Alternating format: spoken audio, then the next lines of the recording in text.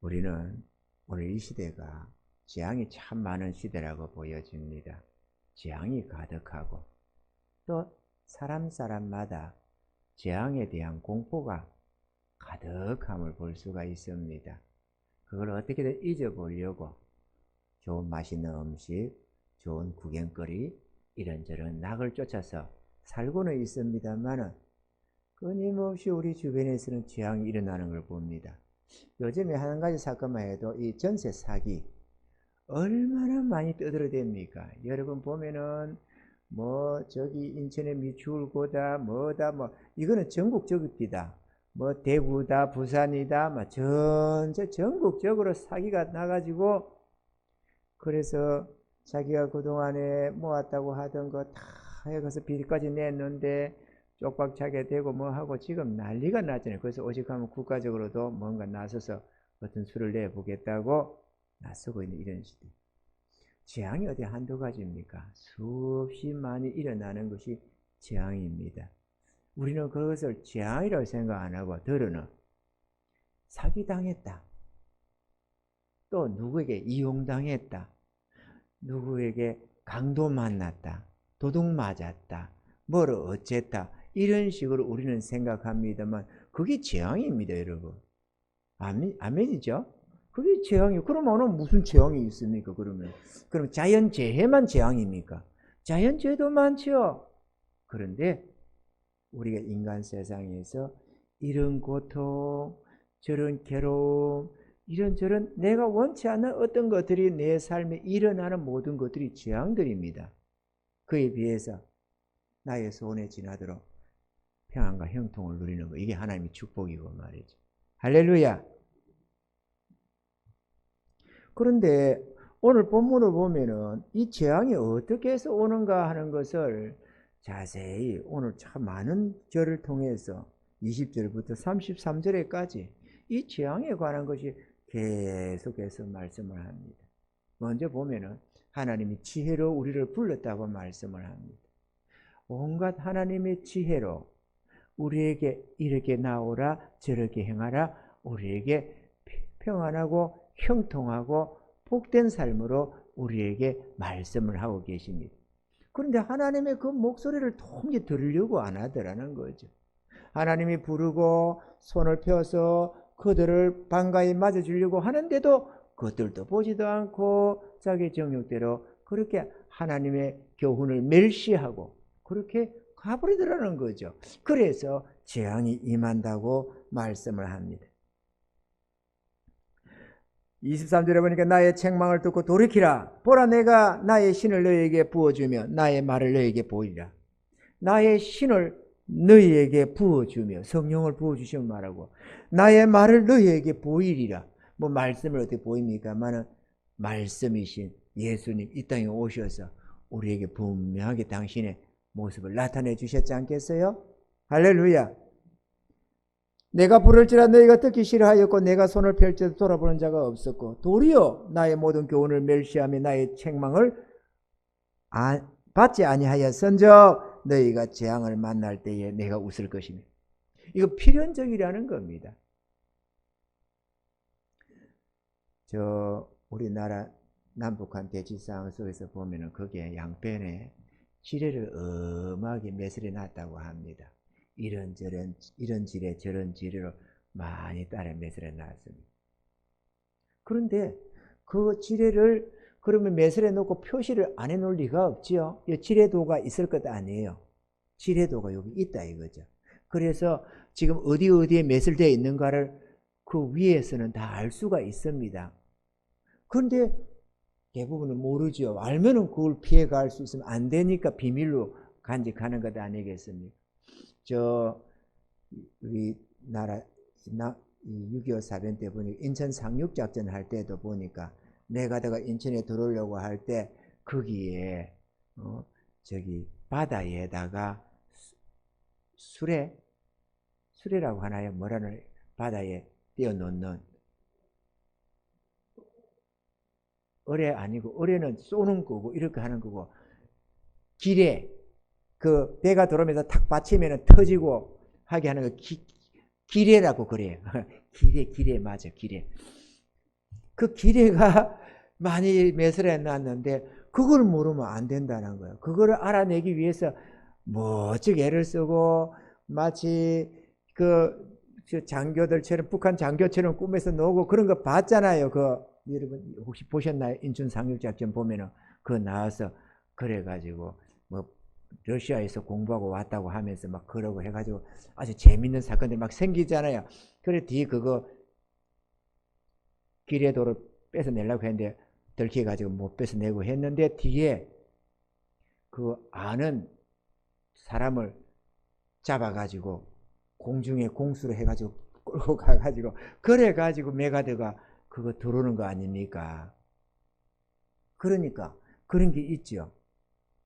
그걸 알면은 피해갈 수 있는데 우리 하나님은 우리 인생의 재앙이 뭔지 어떻게 해서 재앙이 오는지를 잘 알고 있습니다.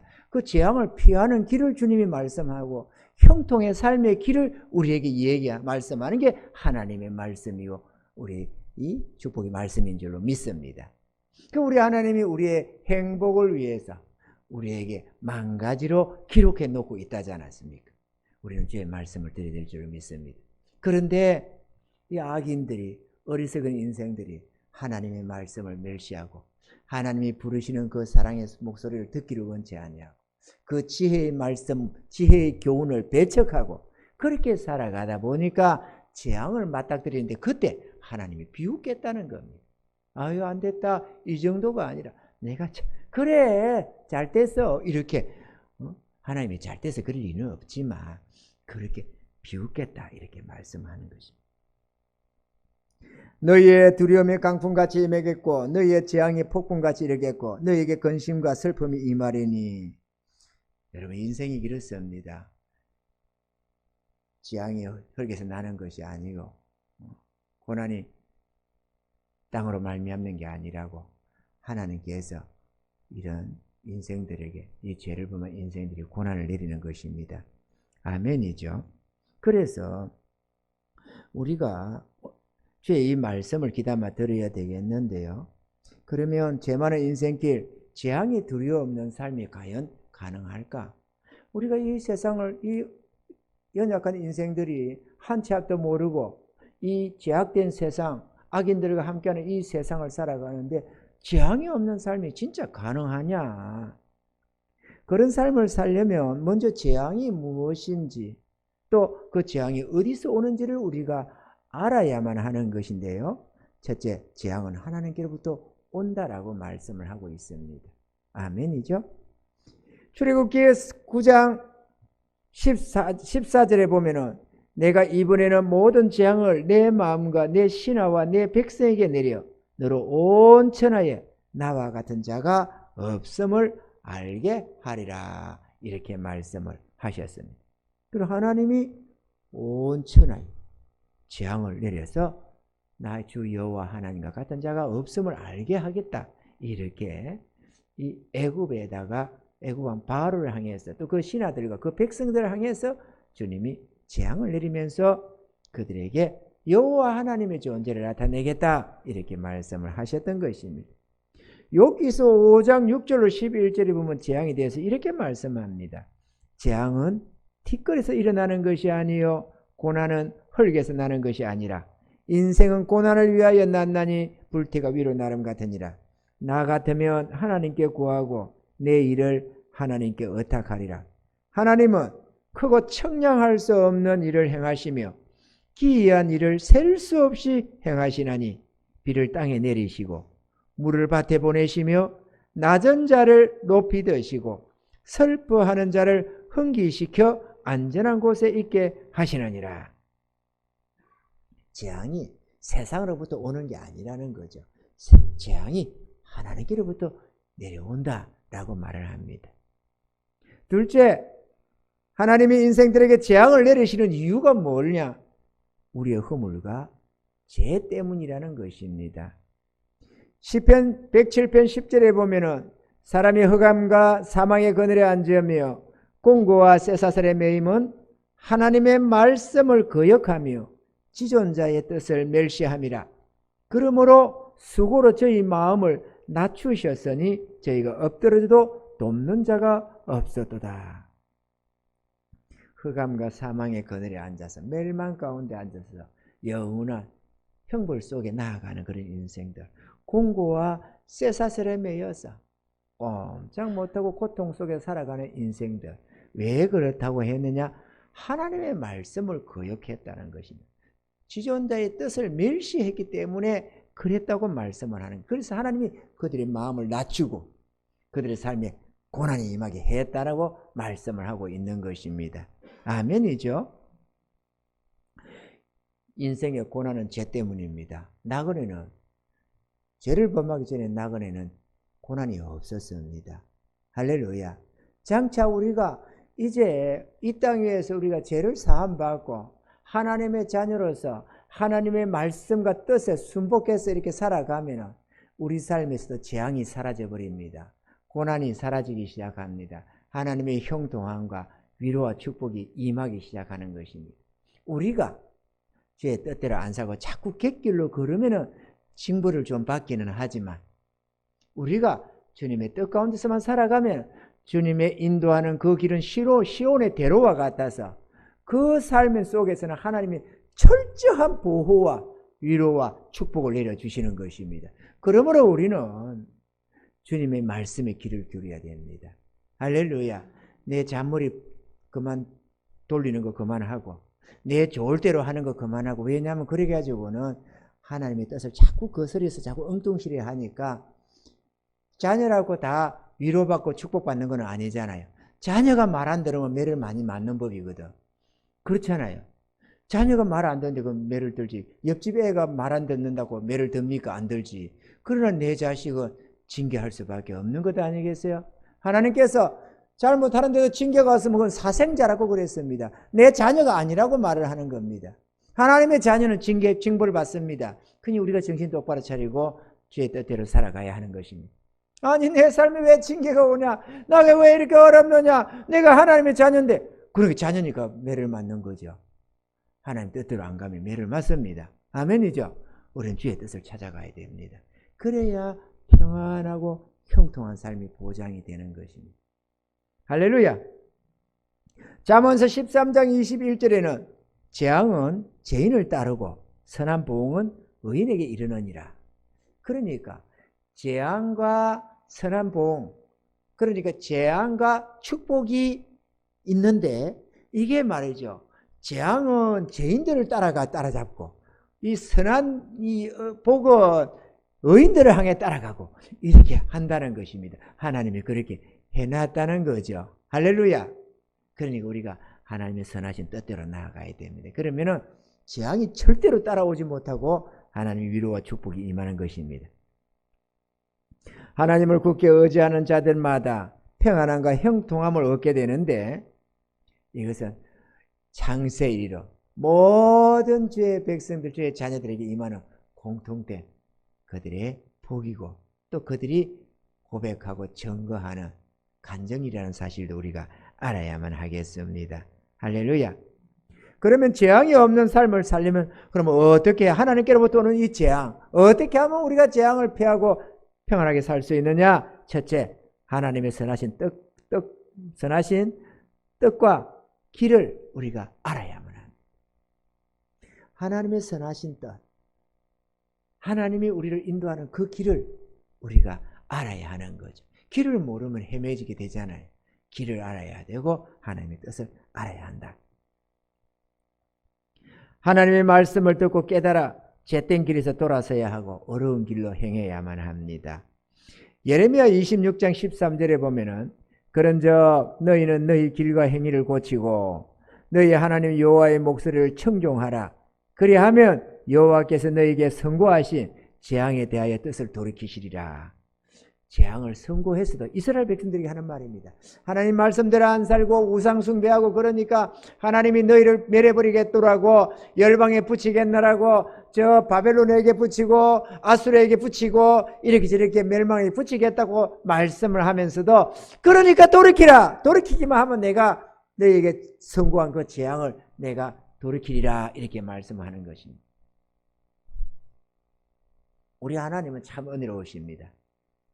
우리에게 아무리 책망을 선언했었어도 우리에게 어떤 것에서도 내가 잘못했느라고 돌이키기만 하면 그 책망이 소멸되기 시작하는 것입니다. 경하게 되고 공순이 큰 허물을 경하게 한다고 우리가 크게 잘못했어도 하나님의 순히 매를 맞으면 그걸 멈추어 주시고 적당하게 징벌하다가도 은혜를 더하시는 것입니다. 할렐루야. 그리고 성경 말씀을 부지런히 읽고 묵상해야 합니다. 성경 속에서만 하나님 뜻을 우리가 알 수가 있습니다. 물론 우리가 하나님의 성경을 많이 읽고 성령으로 교훈받고 이렇게 하다 보면 우리의 마음이 밝아지기 시작합니다. 그리고 위치가 분별되기 시작합니다. 그러다 보면 삶 속에서 어느 것이 선한 뜻인지 분별이 되기 시작합니다. 하지만 무슨 계시를 가지고 주의 뜻을 찾기보다는 하나님 말씀 속에서 지혜를 얻어야 되고 하나님의 선한 뜻을 발견해야 합니다. 우리가 말씀을 부지런히 대하다 보면 이 말씀 저 말씀이 이게 연관되어 가면서 더 많은 지혜가 이렇게 솟아나게 되고 또 하나님께서 그런 자들에게 지혜를 부어주셔서 솔로몬에게 주신 지혜 같은 이런 지혜를 우리들에게도 이렇게 저렇게 여러 모양으로 내려주신다는 사실입니다. 할렐루야. 그래서 시편 1편에 이 말씀에 이렇게 말합니다. 1절로 3절에 보면은 복 있는 사람은 악인의 꾀를 쫓지 아니하며 죄인의 길에 서지 아니하며 오만한 자의 자리에 앉지 아니하고 오직 여호와의 법을 즐거워하여 그 율법을 주야로 묵상하는 자로다. 저는 시냇가에 심은 나무가 시들을 쫓아 가시를 맺으며 그 잎사귀가 마르지 않음 같으니 그 행사가 다 행통하리로다. 성경 말씀을 읽어야 우리가 제가 허물이 무엇인지 또 그 죄된 것과 허무진 것을 우리가 알 수도 있고 또 하나님의 선하신 뜻도 우리가 분별해서 그 길을 갈 수가 있는 것입니다. 둘째, 하나님의 선한 뜻에 순종하며 살아야만 합니다. 우리 하나님은 신명기에서 10장 12절로 13절에 이렇게 말씀을 합니다. 이스라엘아, 내 하나님 여호와께서 내게 요구하시는 것이 무엇이냐? 곧 내 하나님 여호와를 경외하여 그 모든 도를 행하고 그를 사랑하며 마음을 다하고 성품을 다하여 내 하나님 여호와를 섬기고 내가 오늘날 내 행복을 위하여 내게 명하는 여호와의 명령과 규례를 지킬 것이 아니냐. 우리 하나님 우리에게 요구하는 게 뭐냐? 다름이 아니다. 여호와 하나님을 경외해야 하고 또 그 모든 도를 행하며 그를 사랑하고 마음을 다하고 성품을 다하여 여호와 하나님을 향하게 살아가며 내가 내게 명한 너의 행복을 위해서 명한 이 명령과 규례를 지켜가며 그것이 너에게 복이다. 그게 하나님이 원하는 뜻이다. 이렇게 말씀하는 것입니다.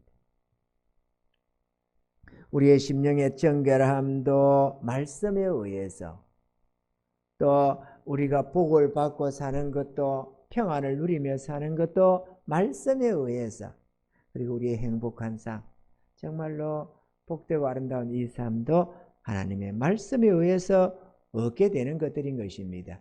그럼 우리는 말씀을 가까이 해야 합니다. 성경은 보물지도와 같습니다.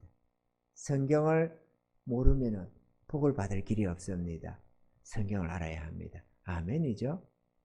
뭐 일자 무식국이 돼가지고 성경을 전혀 읽을 수가 없어서 못 본다면 별 수도 없겠습니다. 그래도 마음 들여서 주의 말씀에 귀를 기울이고 어떻게든 죽기 살기로 하나님을 섬기겠다고 애를 쓰는 자는 자기가 성경을 몰랐어도 성경에 하나님이 기뻐하는 길을 걸어가다 보니까 복을 많이 받게 되겠지만 우리들은 하다고 보니까 열심을 내서 주님을 위해 살다가 보니까 복 받았다는 것만이 아니라 하나님의 말씀을 보고 그 말씀에 의지해서 믿음으로 발을 떼갈 때 진정한 복을 받을 수가 있고 객길로 벗어나지가 않을 수가 있는 것입니다.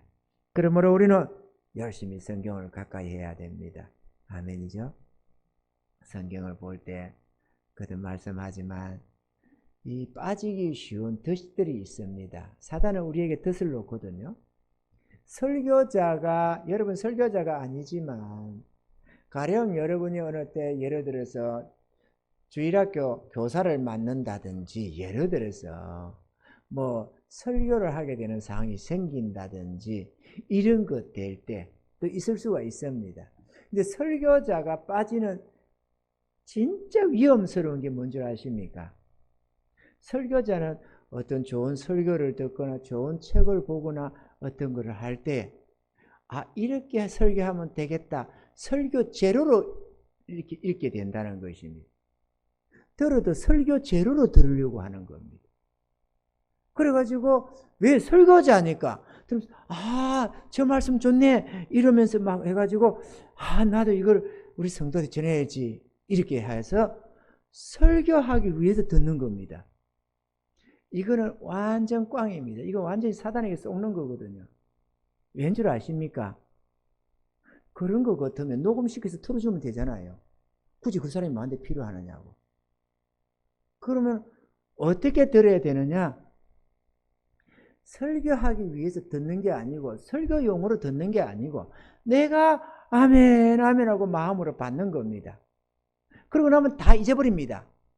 잊어버리는데, 우리가 지난날에 이것 먹고 저것 먹고 음식을 먹고 살아왔는데, 때로는 집에서 집밥을 어쨌든 나가서 가게 어떤 식당 음식을 이렇게 저렇게 먹습니다만 그거 일일이 우리가 기억 안 하잖아요. 그런데 그게 어느샌가 우리의 영양소가 되어 있는 것처럼 우리가 한 말씀 한 말씀 마음에 새기고 아멘 아멘 해서 받아들이다 보면은 이런 말씀 저런 진리가 내 심령에 쌓이게 되면 인이 되면 아웃이 녹이 되어 있습니다.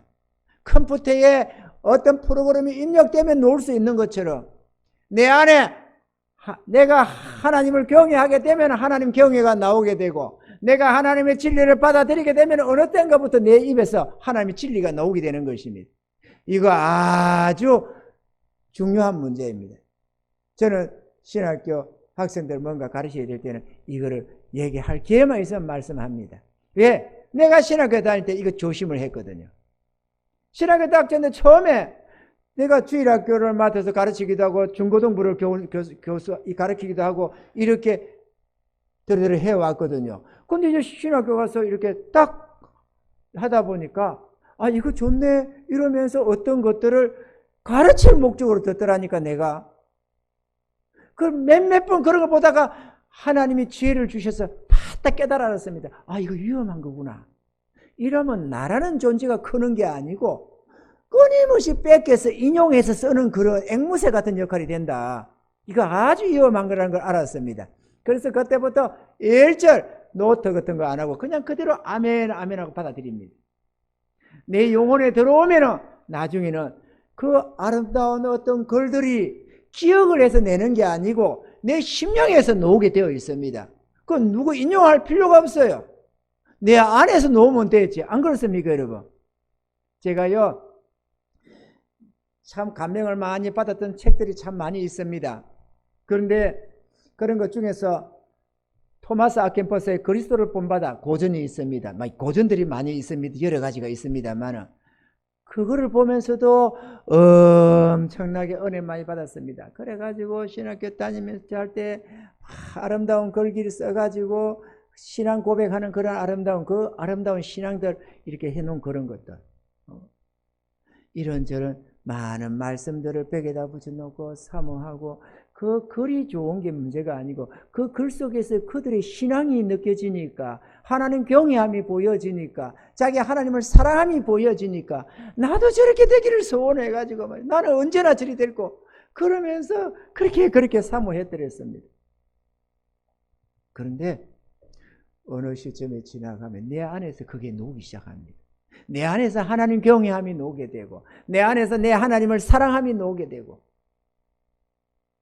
그래서 굳이 남의 그 인용을 안 해도 어느샌가 내가 그런 어떤 위치에 나아가게 되고 그러한 존재가 되고 그러한 말씀을 전할 수가 있게 된다는 사실입니다. 그 여러분들이 그래야 됩니다. 그런데 마찬가지로 여러분이 성경을 읽을 때도 성경을 몇 독 했다는데 자꾸 관심이 쏠리 성경을 읽어서 우리가 몇 장 읽었습니다. 이렇게 하다 보니까 어떻게든 성경을 읽어야 된다는 생각에 좀 더 한 장에 더 보겠다는 생각에 성경 읽는 데다가 마음을 두고 그러는 경우가 생깁니다. 그러다 보면은 건성건성 이래가지고 홀로 지나갈 때가 한두 번이 아닙니다. 건성건성 하다 보니까 다시 되돌아가서 또 읽으려고 하고 뭐 이렇게 저렇게 하는 경우도 많이 있습니다. 더더구나 성경 읽기 같은 거를 귀에다 꽂고 이렇게 좀 따라서 읽다 보면은 그냥 그거 없이 그냥 스르르 이렇게 흘러갈 때가 참 많습니다. 이거 아주 경계해야 됩니다. 성경을 일독을 했는데 남는 게 별로 없는 그냥 흘러 지나간 것 같은 그러한 모습. 이거 유익이 안 되는 거거든요. 그런 것은 3독, 5독 하는 것보다 마음대로서 1독 하는 게 훨씬 낫습니다. 왜? 우리는 하나님 말씀을 듣고 마음에 새기고 순종하고 따르려고 하는 것이지 성경 읽는 데다가 목적을 두는 건 아니잖아요. 아멘이죠? 그러니까 마음을 두고 읽는 게 중요합니다. 천천히 읽어도 괜찮습니다. 마음을 두고 내 하나님 말씀을 마음에 하듯이 새기면서 하나하나 이렇게 하다 보면은 그게 어느샌가 내 신비에 새겨지게 되고 내 신비에 새겨지면 나의 사상과 모든 생각들이 바뀌어지고 모든 내 마음이 근본적으로 바뀌기 시작합니다. 그리고 옳은 그 길과 그릇된 길이 깨달아지게 되고 어려운 길과 악한 길이 깨달아지고 모든 것을 알게 됩니다. 어떤 것이 하나님이 기뻐하는 길인가를 깨달아지기 시작합니다. 하나님 경외하면서 나오는 은혜들인데요. 그러니까 성경을 읽어야 됩니다. 성경을 읽어야 하나님의 기쁘신 뜻대로 살 수가 있습니다. 아멘이죠? 하나님이 기쁘신 뜻대로 사는 그가 복받은 자입니다. 하나님이 기뻐하시니까 그에게 은혜를 더하시고 마음껏 위로하시고 축복하시는 것입니다.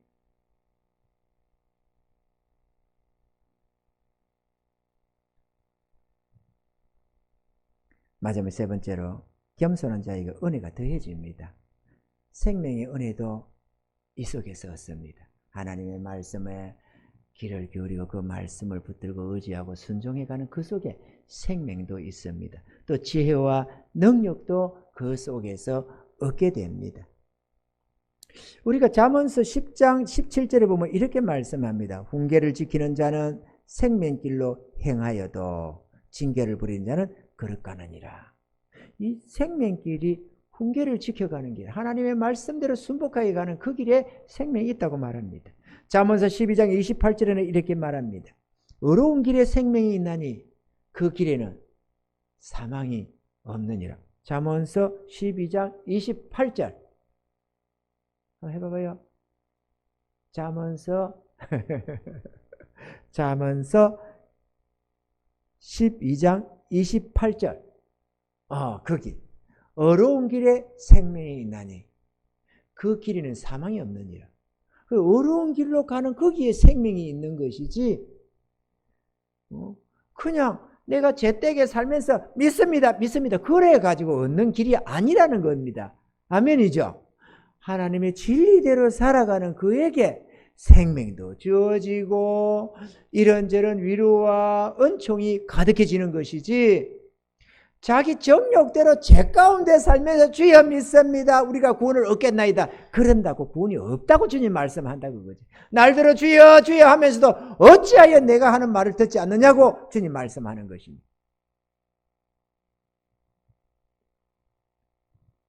그 지혜와 능력을 또 얻습니다. 잠언서 19장 20절에 보면은 너는 권고를 들으며 훈계를 받으라 그리하면 내가 필경은 지혜롭게 되리라. 할렐루야. 나는 모르겠다. 하나님 뜻을 잘 모르겠다. 괜찮습니다. 주의 훈계를 받으며 그 말씀에 순복해 살다 보면은 어느샌가 하나님 경외함을 배우게 되고 하나님의 선한 뜻을 분별하기 시작합니다. 그래서 어떤 문제일 때 내가 지금 어떻게 해야 되지? 이렇게 될 때 하나님의 뜻을 분별해 낼 수가 있습니다. 그리고 하나님의 뜻을 묻기 시작합니다. 하나님의 뜻을 묻는 그가 복 있는 자입니다. 할렐루야. 모르면서 내 생각대로 하지 말고 모르면 일단 멈추고 주님께 물어봐라. 하나님 이때 어떻게 해야 되나요? 이것을 말이죠. 근데 주인이 눈에 보이면 수시로 물을 텐데 주인이 안 보이니까 잘 안 물어요. 그런 거 있죠? 주인이 안 보이니까 잘 안 묻는 거야. 답답하면서도. 답답하면 잠시 멈춰서 주님 지금 이거 어떻게 해야 되죠? 이렇게 그냥 허공에다가 물어봐요. 주님 다 듣고 계시니까. 주님께 묻고 주의 뜻을 구하면 어떤 방법으로도 하나님이 그 길을 선한 길로 인도합니다. 그러니 물어보는 게 중요합니다.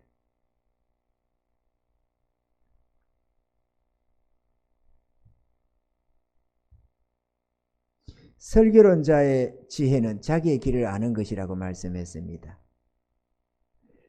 이 같은 지혜와 성령의 능력으로 살게 되기 때문에 우리의 삶에 평안과 형통이 있고 재앙을 피해가는 것을 우리가 잘 알기 때문에, 왜? 재앙은 자기의 정욕대로 고집대로 살아가는 속에 재앙이 있는 것이니까 우리가 그 길을 피하고 하나님의 선한 뜻 가운데 살아가니까 주의 위로와 은총이 더해지고 삶의 형통과 평강이 주어지는 것입니다. 할렐루야. 그게 우리가 알 수가 있어요. 내 삶에 재앙이 없다는 걸 잘 알게 됩니다. 우리가 바른 길로 주님의 선한 뜻 가운데로 살아가면 내 삶에 절대로 재앙이란 있을 수가 없습니다. 할렐루야. 재앙은 악인들이 걱정하는 거거든. 하나님을 모르는, 하나님이 없다고 하는, 하나님을 싫어하는 저들에게 재앙이 임하는 것이지, 왜 정욕대로 살다가 재앙을 만날 수밖에 없어요. 아니, 지뢰가 사방에 깔려 있는데 길도 모르면서 터벅터벅 걸어가고 가면은 당연히 지뢰를 밟게 되지. 여기 안 밟으면 저기 밟고, 저기 안 밟으면 더 다음에 밟고, 밟은 게 되는 거지. 안 밟을 수가 있나요? 근데 우리는 그 지뢰밭을 피해서 하나님이 인도하는 평안의 길로 인도하시니까 그 길로만 쫄쫄쫄 따라가면은 하나님의 각종 은혜를 다 잃게 되는 것입니다. 할렐루야. 그러므로 우리는 성경을 가까이 하며 하나님의 말씀과 뜻에 순종하는 삶을 살아야 하겠습니다. 오늘 말씀 33절에 오직 나를 듣는 자는 안연히 살며 재앙에 두려움 없이 평안하리라. 이게 뭐 조금 더 그러잖아요. 1년을, 5년을, 10년을, 20년을 살아도 전혀 문제가 없이 염려, 근심, 걱정이 없이 산다고 내가 입버릇처럼 말을 하잖아요. 언제 염려했는지 모르겠다고. 아멘이죠? 재앙이 없다니까. 염려, 근심, 걱정이 없다니까. 우리가 염려, 근심, 걱정을 하는 것은 하나님 경외함이 없어서 그렇습니다. 하나님 뜻대로 안 살 때 염려, 근심, 걱정이 찾아옵니다. 전능자 안에서 살면 염려가 없어집니다. 할렐루야. 사람들은 재앙의 두려움 속에서 전전긍긍하면서도 정작 재앙이 왜 생겨나는지, 어디로 말미암아 오는지를, 그 근원을 알지를 못합니다. 그런데 우리 주님 이렇게 말씀합니다. 이사야서 45장 7절에 보면은, 한번 봐봐요. 45장 7절 아주 중요한 말씀입니다. 안 띄어지나요? 에러가 떴나? 이사야 45장 7절. 나는 빛도 짓고 어둠도 창조하며 나는 평안도 짓고 환난도 창조하나니 나는 여호와라. 이 모든 일을 행하는 자니라 하였노라. 할렐루야. 뭔가 에러가 떴긴 떴네요. 저걸 띄우는 거 보니까. 나는 빛도 짓고 어둠도 창조하며 나는 평안도 짓고 환난도 창조하나니. 하나님 손에서 이렇게 되고 저렇게 된다라고 말씀하는 거 아니겠습니까? 할렐루야. 그러니 우리가 주의 뜻 가운데 살면 하나님이 기뻐하셔서 그 길에 복을 쏟아부어 주는 거죠. 그러므로 사랑하는 성도 여러분, 평안하고 복된 삶을 살기 위해서라도 우리는 성경을 읽어야 하고 성경에서부터 시작해야 될 줄로 믿습니다. 성경 읽읍시다. 하나님의 말씀을 늘 가까이 해서 우리가 주의 말씀을, 복 있는 자는 이렇게 성경의 말씀을 시편의 1장에 말씀하지만 원어적으로 보면은 복되도다 이렇게 시작을 한다는 거죠. 복되도다. 누가? 성경을 읽고 가까이 하는 그들이 그렇다 이렇게. 그니 우리가 성경을 열심히 읽어가며 주의 말씀을 귀담아 새기려고 하나님 읽으면서 아멘 아멘 이렇게 하면은 아멘 아멘 이러면서 하다 보면은 우리가 그 복된 자 속에 우리가 들어가게 되는 줄로 믿습니다. 그래서 우리의 삶이 평안하고 재앙이 없는 아주 평강한 삶을 살게 될 뿐만 아니라 하나님이 그 길에, 어려운 길에 갖가지 은혜를 쏟아부어 나서 그 길을 가는 자들이, 하나님을 사랑하며 그 길을 가는 자들이 그 은혜를 입도록 하려고 그게 빛을 뿌리고 아름다운 은혜를 뿌려놨다고 말씀을 합니다. 우리 그 복을 다 받아 누리는 저와 여러분 되기를 제 이름으로 축원합니다.